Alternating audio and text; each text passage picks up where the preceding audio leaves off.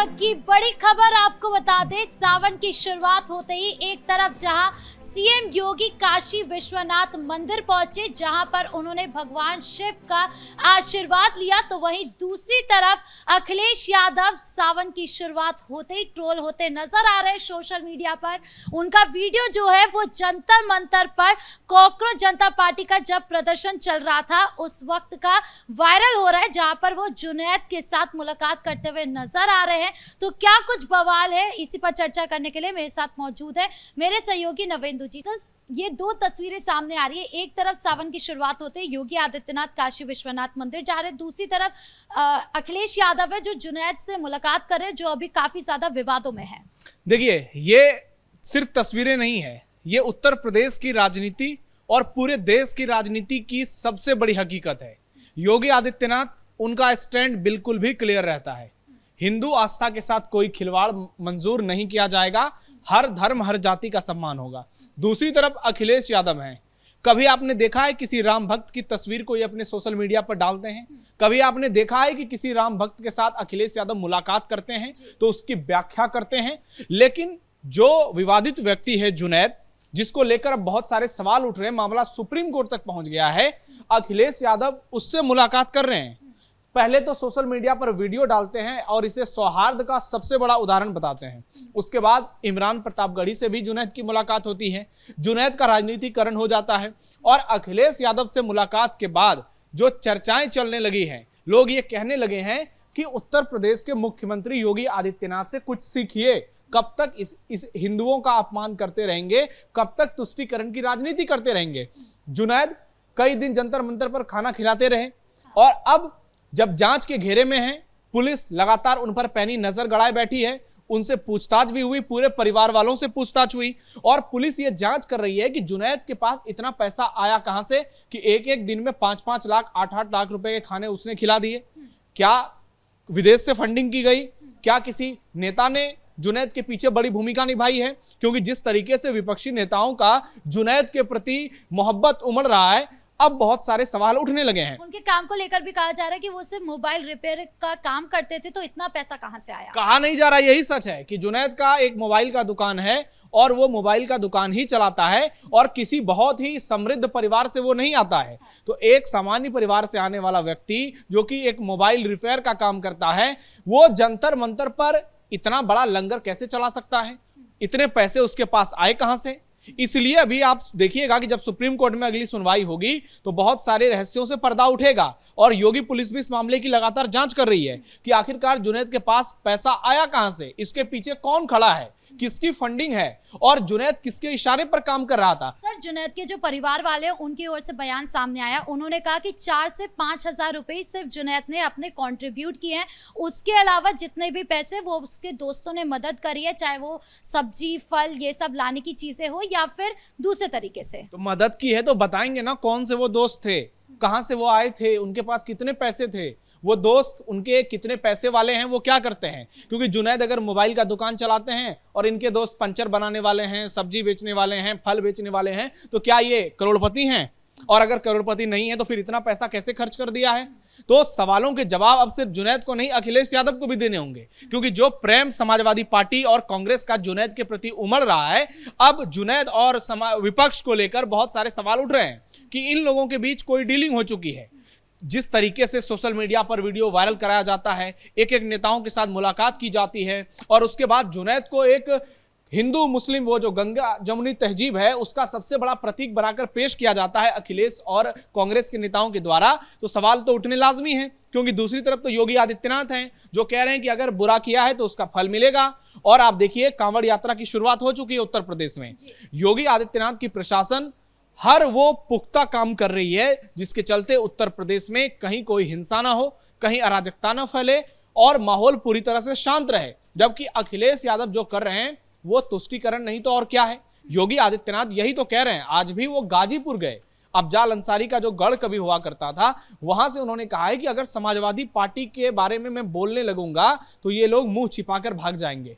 उन्होंने पूरी हकीकत बताई कि कैसे इन लोगों ने इतने दिन तक सिर्फ और सिर्फ तुष्टीकरण ही किया है, आज भी वही कर रहे हैं। और हमारी सरकार जब से बनी, डबल इंजन की सरकार जब से आई, तब से उत्तर प्रदेश की पूरी कहानी बदल गई। हमने विकास भी किया, हमने हिंदुओं का सम्मान भी किया, हमने किसी धर्म का विरोध नहीं किया, हर तबके का मदद किया, न जाति देखी न धर्म देखा, सिर्फ तमाम सरकारी योजनाओं का लाभ हर गरीब तक पहुंचाया। लेकिन अखिलेश क्या करते थे? या तो अपने परिवार की चिंता करते थे, या तो एक खास धर्म को टारगेट करके उसकी अच्छी भूमिका बांधते थे ताकि सियासी तौर पर इसका लाभ लिया जा सके। तो अब देखना यह होगा कि योगी बनाम अखिलेश की लड़ाई में क्या अखिलेश यादव आगे चलकर उत्तर प्रदेश में ये सारे मुद्दे एक साथ आएंगे और वहां पर अखिलेश यादव को जवाब देना पड़ेगा, क्योंकि अब तुष्टीकरण से वोटिंग नहीं होती है। अब माहौल बदल गया है और योगी आदित्यनाथ का जो नया अंदाज है, उनकी जो राजनीति है, अब वो अखिलेश यादव पर हावी होती हुई नजर आ रही है। सर, एक तरफ तो कांवड़ यात्रा को लेकर योगी आदित्यनाथ कह रहे हैं कि सुरक्षा के सारे इंतजाम कर दिए गए हैं, जो कि नजर भी आ रहा है, हर जगह पर सीसीटीवी कैमरे लगा दिए गए हैं।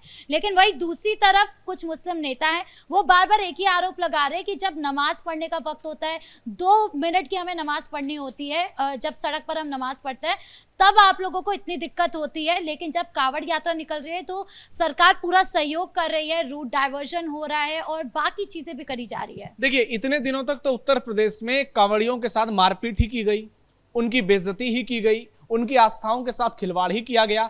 आज योगी राज में उनको सम्मान मिल रहा है, वो भी नियम कानून के तहत। आम लोगों को कोई दिक्कत नहीं हो रही है। एक बहुत ही सही पैटर्न में कांवड़िए सड़क पर चल रहे हैं, उनका मार्ग निर्धारित है और योगी आदित्यनाथ ने कहा है कि इनको किसी तरह से अव्यवस्था का सामना ना करना पड़े, इसके लिए तमाम इंतजाम करिए, चाहे खाना देना पड़े, पानी देना पड़े, जरूरत हो तो पुष्प वर्षा कीजिए इन पे, और अगर कोई उत्पात मचाए तो फिर उसका भी इलाज होगा।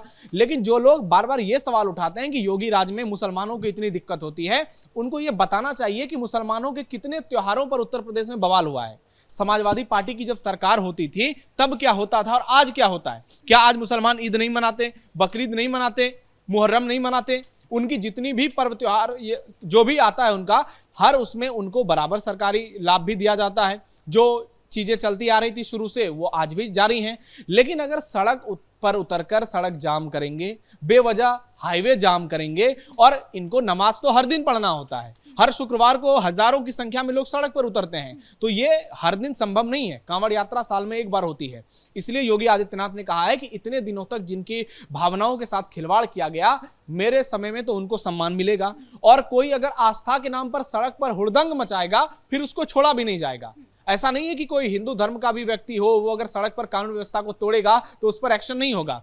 योगी राज में सबके लिए कानून बराबर है, लेकिन अगर कानून की आड़ में कोई ये चाहेगा कि वो सरकार को चैलेंज कर सके तो वो संभव नहीं है, क्योंकि ये उत्तर प्रदेश बदल गया है। यहां हर किसी का सम्मान हो रहा है और कानून तोड़ने वालों का उसी तरीके से इलाज भी हो रहा है। तो ये आरोप जो है ये पूरी तरह से बेबुनियाद हैं, और ये आरोप जानबूझकर लगाए जा रहे हैं ताकि कुछ लोग इसको पचा नहीं पा रहे हैं कि सीएम योगी के राज में इतनी बढ़िया तरीके से कैसे कांवड़ यात्रा निकल रही है, कैसे हिंदू इतना खुश नजर आ रहा है। ये सारी चीजें पहले तो नहीं होती थी, लेकिन आज ये तस्वीर देखने को मिल रही है। तो हिंदुओं की खुशी जो पचा नहीं पा रहे हैं वो योगी आदित्यनाथ पर सवाल उठा रहे हैं। क्या आपने कभी हिंदू समाज के लोगों को देखा है कि जब भी उनके पर्व त्योहार होते हैं वो दूसरे धर्म के लोगों को टारगेट करते हैं, उनके साथ मारपीट करते हैं, माहौल खराब करते हैं, अराजकता फैलाते हैं? ये कभी नहीं होता है। लेकिन जब भी दूसरे धर्म के त्योहार होते हैं पहले उसमें बवाल होते थे, लेकिन योगी आदित्यनाथ आए तो उन्होंने स्थिति को सुधारा। उन्होंने बताया कि पर्व त्योहार आप मनाइए, लेकिन कायदे में रहकर नियम कानून का पालन करके ही मनाना पड़ेगा। इसलिए हमने तस्वीरें देखी कि संभल में किस तरीके से रामनवमी की शोभा यात्रा निकली, कैसे अयोध्या में आज भव्य दीपावली मनाया जा रहा है, कैसे वहां हर दिन लाखों लोग भगवान श्री राम का दर्शन करने जा रहे हैं, कैसे काशी विश्वनाथ धाम का पूरा कायाकल्प हो गया। और योगी आदित्यनाथ ने मथुरा की भी स्थिति बहुत सुधार दी है, और इसलिए वो कहते हैं कि अब तो मथुरा की बारी है। तो हिंदुओं का जिस तरीके से सम्मान हो रहा है उसने उत्तर प्रदेश की राजनीति को पूरी तरह से बदल दिया है। और वो जो एक सोच हावी हुआ करती थी कि हिंदुओं की कोई पूछ नहीं है, अब जो है हिंदुओं की सबसे ज्यादा पूछ हो रही है। और आप देखिए इसका असर क्या हो रहा है कि अखिलेश यादव आज राम मंदिर को लेकर सबसे ज्यादा छाती पीट रहे हैं, जबकि पूरा देश जानता है कि इन लोगों के मन में भगवान श्री राम के लिए क्या है। तो ऐसे में इनकी राजनीति पूरी तरह से बेनकाब हो रही है और योगी आदित्यनाथ की राजनीति लोगों को बहुत पसंद आ रही है। सर, एक आखिरी सवाल, विपक्ष जो है वो लगातार एक ही बात दोहरा रहा था छात्र आंदोलन को लेकर कि ये गलत हुआ, सरकार ने अपनी मनमानी करी, तानाशाही हो रही है, ये सारी बातें कह रहे थे। लेकिन अब सुप्रीम कोर्ट की ओर से उन्हें झटका लगा है। देखिए, पूरे देश में छात्रों के प्रदर्शन के नाम पर जो हुड़दंग मचाया गया उसके समर्थन में पूरा विपक्ष खड़ा नजर आया। और इतनी ज्यादा अराजकता फैलाई गई कि सरकार को पीछे हटना पड़ा, धर्मेंद्र प्रधान का इस्तीफा कराना पड़ा, उसके बाद सारे एफआईआर भी वापस लेने के लिए ऑर्डर देना पड़ा। लेकिन जिस तरीके से इन लोगों ने माहौल बनाया और पैलेट गन के इस्तेमाल को लेकर राहुल गांधी ने जिस तरीके से ड्रामाबाजी की, एक लड़के को लेकर सामने आया और बताया कि इसको ये घायल हो गया है, पुलिस ने इसके साथ बर्बरता की, लेकिन ये नहीं बताया कि कैसे संसद में घुसने की कोशिश की, कैसे पुलिस वालों के साथ मारपीट की, कैसे पुलिस वालों को मजबूर कर दिया। तो आज जब सुप्रीम कोर्ट में सुनवाई हुई तो सुप्रीम कोर्ट ने कहा कि पैलेट गन का इस्तेमाल बिल्कुल सही है और पुलिस को अगर वो समझती है कि उसका इस्तेमाल होना चाहिए तो उसके इस्तेमाल के लिए पूरी तरह से स्वतंत्र है, क्योंकि मामला लॉ एंड ऑर्डर का है, मामला देश की संप्रभुता का है। अगर कोई संसद पर चढ़ाई करेगा तो इसका इलाज होगा। साथ ही सुप्रीम कोर्ट ने यह भी कहा है कि जो भी व्यक्ति प्रदर्शन में घायल हुए हैं, आप उनके भी इलाज को लेकर मामला सुनिश्चित कीजिए, उनका भी इलाज कराइए। यानी सुप्रीम कोर्ट ने दोनों तरफ से राहत दी है और जो ये नैरेटिव बनाने की कोशिश कर रहे थे विपक्ष के लोग, सबसे बड़ा झटका उनको लगा है। और कॉकरोच जनता पार्टी के जो प्रवक्ता हैं सौरभ दास, उन्होंने तो कहा है कि हम नहीं मानते हैं सुप्रीम कोर्ट क्या कहता है। तो इससे आप ये समझ सकते हैं कि सब सुप्रीम कोर्ट को लेकर इन लोगों के मन में इतनी भी इज्जत नहीं है, तो इन लोगों की सोच क्या रही होगी। लेकिन आज सुप्रीम कोर्ट का जो फैसला आया है वो अपने आप में इस बात की गवाही देता है कि भारत नियम कानून से चलेगा, सड़कों पर हुड़दंगबाजी मंजूर नहीं होगी, कोई संसद में घुसने की कोशिश करेगा तो फिर पुलिस अपने हिसाब से एक्शन लेगी और जो सही एक्शन होगा उसके लिए पुलिस को कोई रोक नहीं सकता है। और इसलिए सुप्रीम कोर्ट ने कहा है कि पुलिस ने बिल्कुल सही एक्शन लिया है। इसलिए अब लोग योगी आदित्यनाथ की भी तारीफ करने लगे हैं कि जो मॉडल यूपी में अपनाया गया, तिलचट्टों को यूपी में कहीं भी मौका नहीं मिला, सुप्रीम कोर्ट जिन बातों को कह रहा है और योगी मॉडल जिस तरीके से उत्तर प्रदेश में लागू है, इससे साफ साफ समझा जा सकता है कि जो भी हुड़दंगबाज हैं, जो भी दंगाई हैं, वो किसी हाल में छोड़े नहीं जाएंगे। जो भी उत्पात मचाएंगे उनका इलाज होगा और जिनकी गलती होगी उनको भी सजा मिलेगी। जी, इस मुद्दे पर जानकारी देने के लिए आपका बहुत बहुत धन्यवाद। तो कुल मिलाकर विपक्ष जो है वो तीन तरफ से बुरी तरीके से फंस गया है। एक तरफ जहां पर सीएम योगी ने गाजीपुर में पहुंचकर उन सब पर आरोप लगाया कि वो किस तरीके से तुष्टीकरण की राजनीति करते आए हैं, वहीं दूसरी तरफ अखिलेश यादव की जुनैद से मुलाकात, उसको लेकर अखिलेश यादव बुरी तरीके से फंस गए हैं। और इन सब के बीच सुप्रीम कोर्ट ने जो सुनवाई करी, जो फैसला सुनाया, उसके बाद और ज्यादा विपक्ष को झटका लगा है। ब्रेकिंग न्यूज में इतना ही। कैमरा पर्सन रवि आर्या के साथ मैं राधिका राज।